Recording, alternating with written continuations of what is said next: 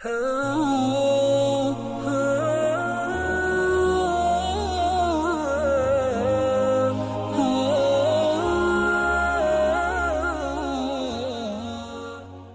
جگہوں پر خاموش رہنا بہتر ہے، جہاں تمہارے پاس الفاظ کی کمی ہو اور جہاں تمہارے الفاظ کی کوئی قدر و قیمت نہ ہو۔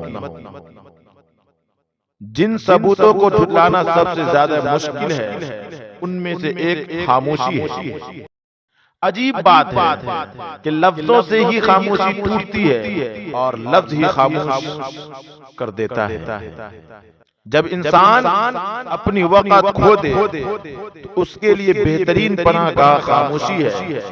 وضاحت کبھی سچا ثابت نہیں کر سکتی، ندامت کبھی نعمت بدل نہیں ہو سکتی، اور الفاظ کبھی بھی انسان کو اس کا کھویا ہوا مقام واپس نہیں دلا سکتے، مگر خاموشی اسے مزید ذلیل ہونے سے بچا سکتی ہے۔